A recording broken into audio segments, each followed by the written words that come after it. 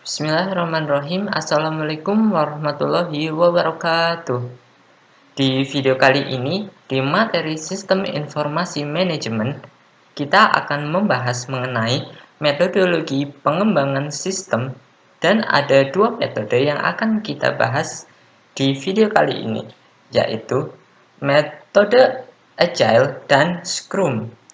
Dan sebelum kita masuk ke materi, ada baiknya saya memperkenalkan diri terlebih dahulu, karena ada pepatah mengatakan, tak kenal maka tak sayang.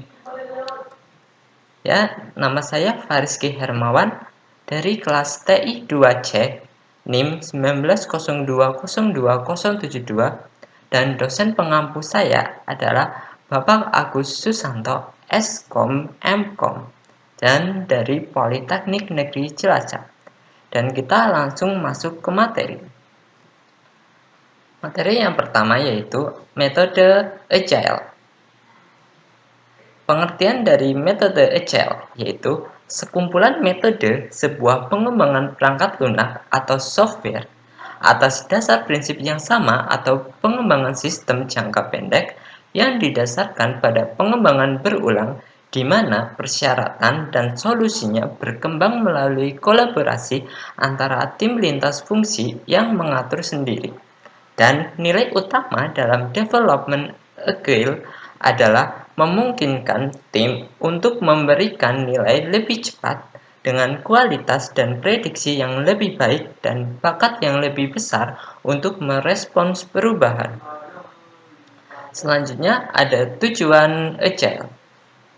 Yang pertama ada High Value and Working Application System, yaitu diharapkan dengan memakai Agile dapat dihasilkan perangkat lunak yang mempunyai nilai jual yang tinggi, biaya pembuatan bisa ditekan, dan perangkat lunak bisa berjalan dengan baik. Yang kedua ada Iteratif, Instrumental, dan Evolutionary. Jadi, Agile adalah metode pengembangan perangkat lunak yang iteratif, selalu mengalami perubahan, dan evolusioner. Tim harus bekerja dalam waktu yang singkat, biasanya 1-3 minggu, dan juga selalu menambah fungsionalitas dari perangkat lunak sesuai dengan kebutuhan klien. Yang ketiga, ada cost control dan value driven development. Jadi, Agile pengembangan perangkat lunak disesuaikan dengan kebutuhan pengguna. Tim bisa dengan cepat merespon kebutuhan yang diinginkan pengguna, sehingga waktu dan biaya pembuatan perangkat lunak bisa dikontrol. Dan yang selanjutnya, yang keempat, yaitu High Quality Production, yaitu kualitas dari perangkat lunak yang dibuat harus tetap dijaga. Dengan melakukan tes setiap fungsionalitas perangkat lunak setelah selesai dibuat, berarti Agile juga mengakomodir kebutuhan ini. Yang kelima, yaitu fleksibel dan risk management. Jika kita ingin mengubah fungsionalitas dari wireframe yang telah dibuat, dibutuhkan proses yang rumit. Pertemuan dengan klien untuk melakukan tes perangkat lunak harus sering dilakukan, sehingga fungsionalitas perangkat lunak mudah diubah dan akhirnya kegagalan perangkat lunak pun bisa diminimalisir. Yang keenam ada collaboration, yaitu tim pengembang diharuskan sering bertemu untuk membahas perkembangan proyek dan feedback dari klien yang nantinya akan ditambahkan dalam perangkat lunak, sehingga tim bisa berkolaborasi dengan maksimal. Yang ketujuh, ada self-organizing atau self-managing teams.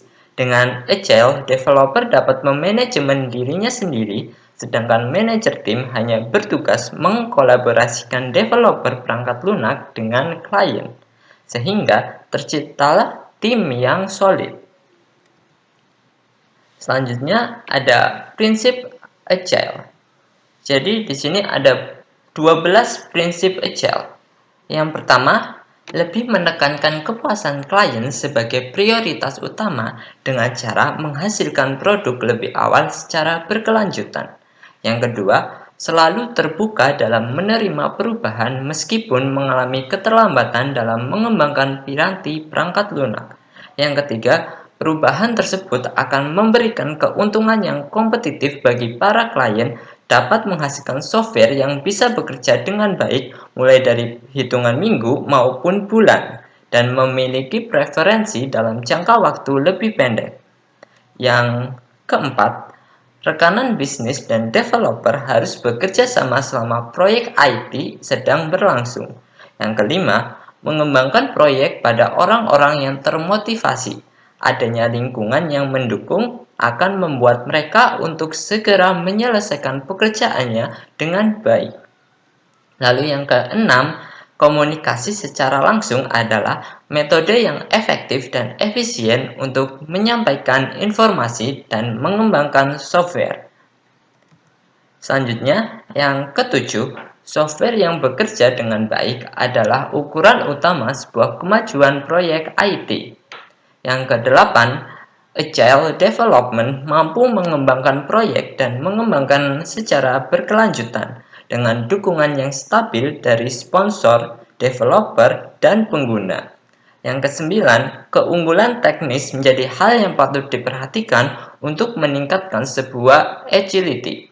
Yang kesepuluh, kesederhanaan adalah hal yang paling penting dalam agile development, yakni memaksimalkan sumber daya yang ada. Yang ke-11, segala kebutuhan dan desain software terbaik muncul dari tim yang mampu mengorganisir diri sendiri. Tim pengembang secara berkala akan melakukan refleksi mengenai bagaimana cara bekerja yang lebih efektif dan menyelaraskan dengan pola kerja mereka. Lalu kita masuk ke jenis-jenis agile. Yang pertama ada Extreme Programming atau XP. Yang kedua ada Adaptive Software Development atau ASD. Yang ketiga ada Dynamic System Development Method atau DSDM. Yang keempat ada Scrum Methodology. Yang kelima ada Crystal. Yang keenam ada Future Driven Development atau FDD. Lalu yang ketujuh ada Agile Modeling atau AM, dan yang kedelapan ada Rational Unified Process. Selanjutnya ada kelebihan Agile. Jadi ada 5 kelebihan di metode Agile. Yang pertama, pembangunan sistem dibuat lebih cepat. Yang kedua, meningkatkan kepuasan kepada klien. Yang ketiga, mengurangi resiko kegagalan implementasi software dari segi non-teknis. Yang keempat, jika pada saat pembangunan sistem terjadi kegagalan, kerugian dari segi materi relatif kecil. Selanjutnya ada kekurangan dari metode agile, yaitu ada 5 kekurangan. Yang pertama, siap menghadapi beberapa perubahan. Yang kedua, bekerja dengan cepat jika tim tidak dapat menyesuaikan tidak akan maksimal. Yang ketiga, rencana awal dapat berubah sewaktu-waktu.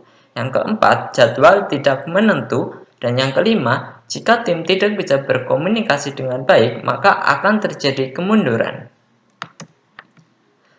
Selanjutnya ada manfaat dari metode Agile. Ada 3 manfaat dari metode Agile ini. Yang pertama, dengan Agile vendor dapat mengurangi pemborosan dengan memfokuskan upaya pengembangan pada fitur bernilai tinggi dan peningkatan efisiensi, sehingga pelanggan dapat menemukan bahwa vendor lebih responsif terhadap permintaan pengembangan.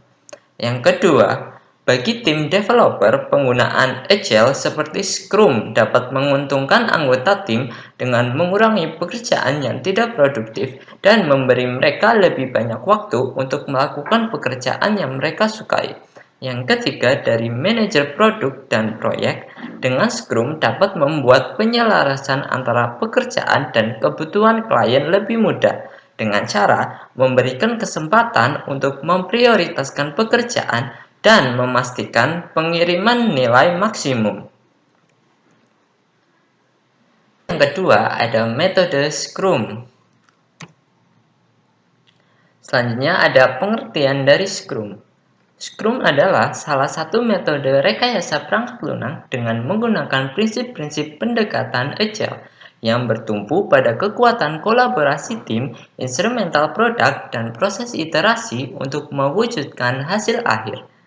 Dalam teknik Scrum terbagi dalam 3 roles. Yang pertama adalah Product Owner, Scrum Master, dan Development atau Scrum Team. Product Owner bertugas mengatur urusan dengan stakeholder, sedangkan Scrum Master mengurusi bagian internal. Di bagian Development Team mengatur urusan teknik pengerjaan proyek dan pembahasan yang lebih rinci.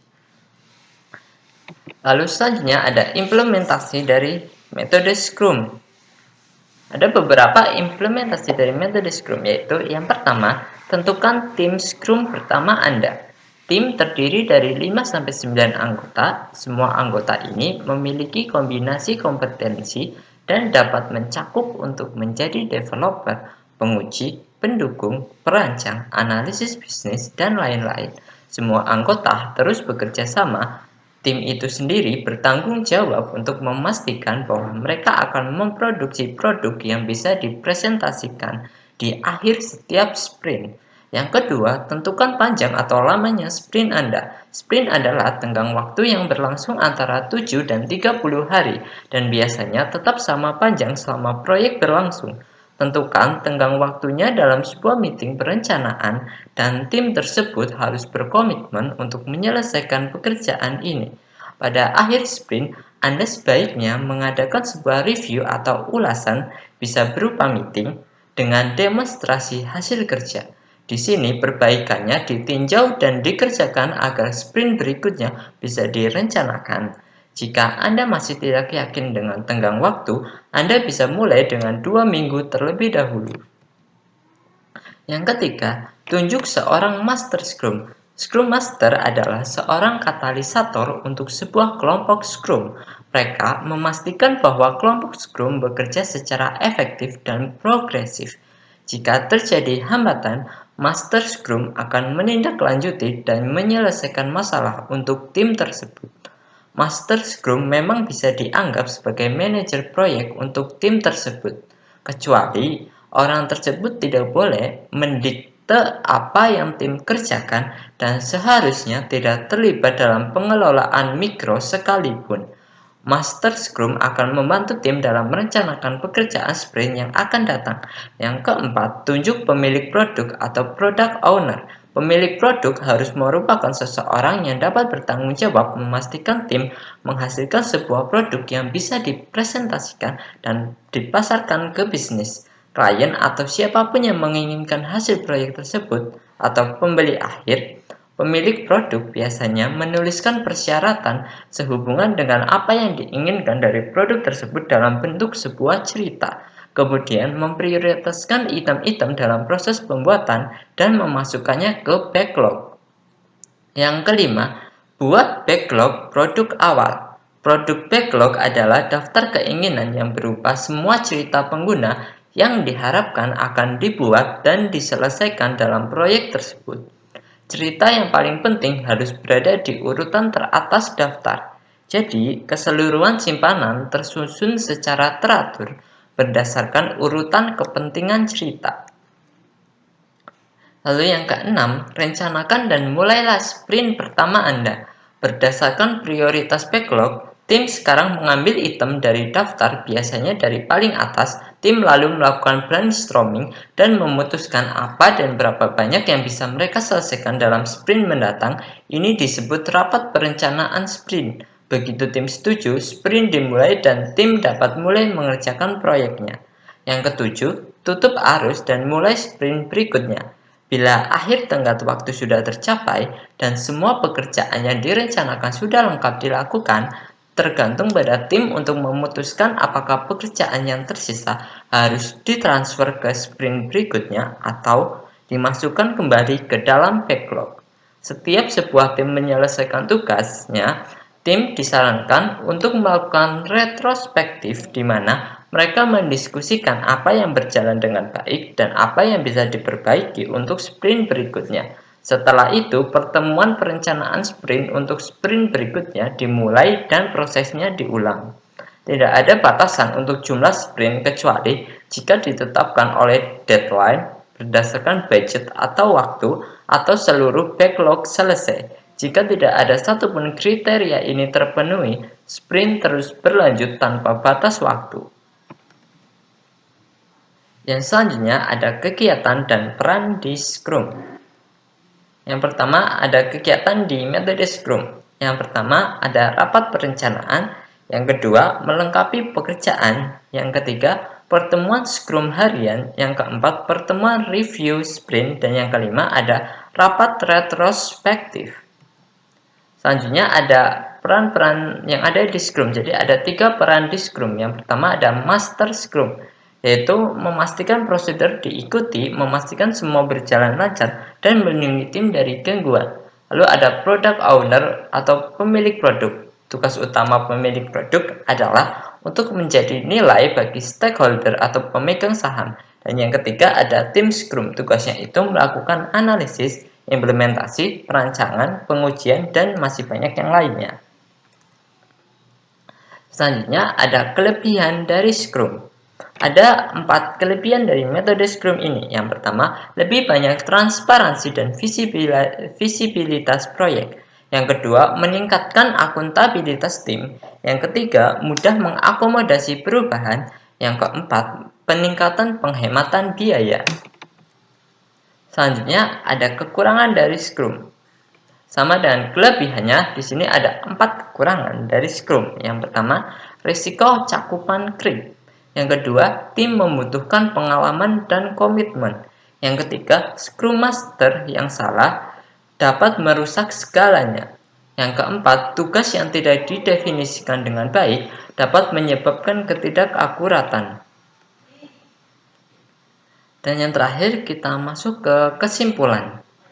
Jadi setelah kita membahas dari metode Agile dan metode Scrum di atas tadi, maka kita dapat menyimpulkan bahwa jadi kesimpulannya bahwa metode Agile masih berhubungan erat dengan metode Scrum.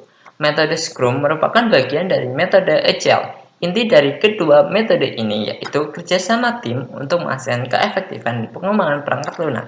Adanya proses Scrum memungkinkan organisasi untuk menyesuaikan dengan lancar persyaratan yang berubah dengan cepat dan menghasilkan produk yang sesuai tujuan. Ya, terima kasih. Mungkin hanya itu yang dapat saya sampaikan. Jika ada salah-salah kata, saya mohon maaf yang sebesar-besarnya. Wabillahi taufiq wal hidayah. Wassalamualaikum warahmatullahi wabarakatuh.